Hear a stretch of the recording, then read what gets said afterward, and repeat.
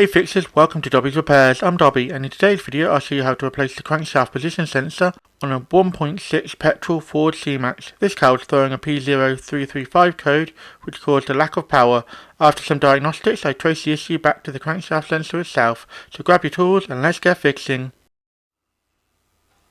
And we've got the car jacked up and supported on axle stands.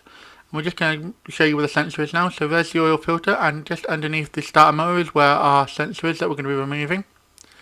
It's quite straightforward really. Just jack up at the front of the engine between the radiator and the actual engine, closest to the gearbox bolts. And now we're going to remove the little clip. Normally you can just push these in, but this one was stuck, so I had to pull it out with a pair of pliers. But normally you just give them a squeeze and they pop off nice and simply, but this one was being a bit of a pain. So I had to use a pair of pliers to get it off. And it just had been removed for a while, so it was all crudded in.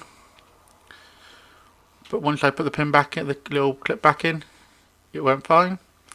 Now we've got to remove a 10mm fastener, which is just behind the sensor here. I'll just point to it.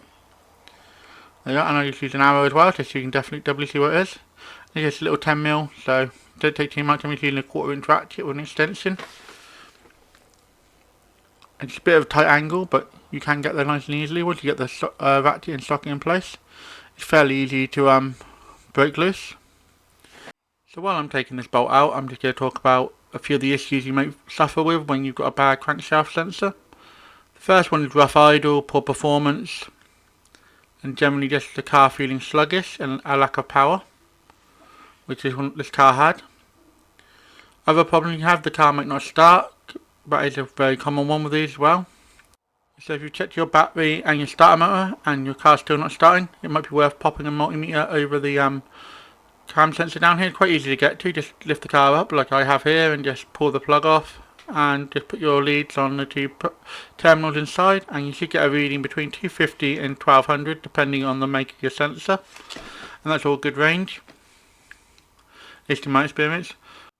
When I popped the multimeter over this particular cam sensor, I didn't get a reading, which was pretty bad. But it's also worth bearing in mind that you should also check your wiring going to it as well, as if your wiring is faulty, it's not going to work properly.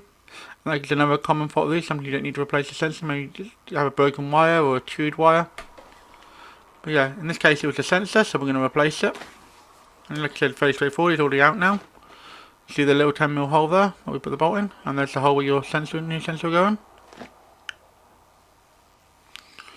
Now just quickly, it's always worth comparing your new sensor with your old sensor.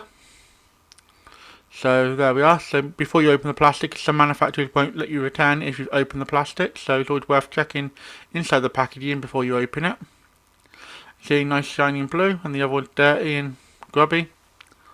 So we're going to open the packaging now because I'm pretty confident this is the right sensor. And yeah, that's nice, and we'll just double check again, make sure everything's right, the angles are right, and the connectors are right, and they all are, so that's good.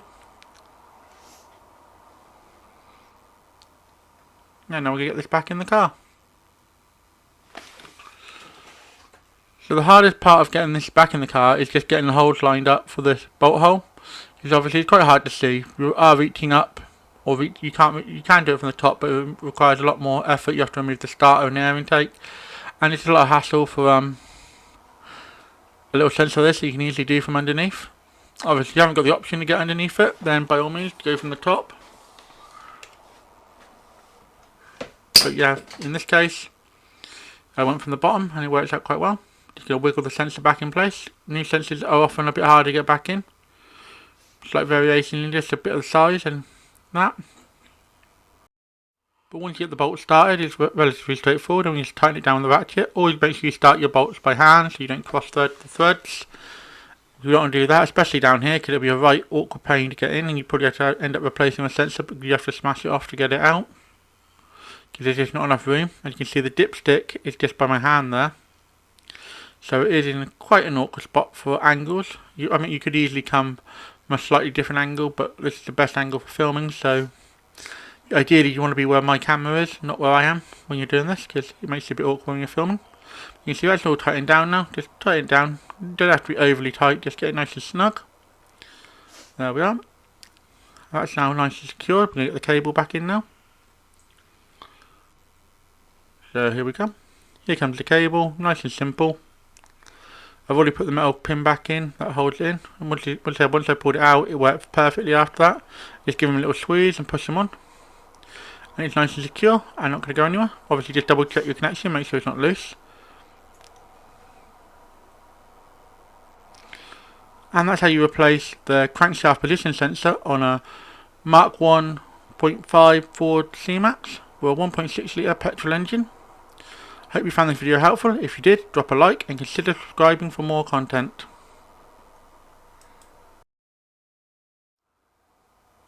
And a huge thank you to my Fixing Club members Maka, Rodney, Jason and Sebi. Thank you all for your support. You help me make videos like this and all the other videos I make. Thanks for watching. If you found this video helpful or entertaining, don't forget to hit that like button. It really helps both the channel and me out. If you're new here, consider subscribing. I post 2 videos a week, so by subscribing, you'll never miss a thing. Got any questions or suggestions?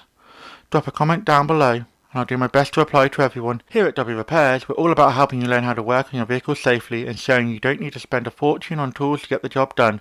Want to support the channel further? Become a member, starting at just 99p. Members get perks like early access to videos and more exclusive content. Keep fixing, and I'll see you in the next one.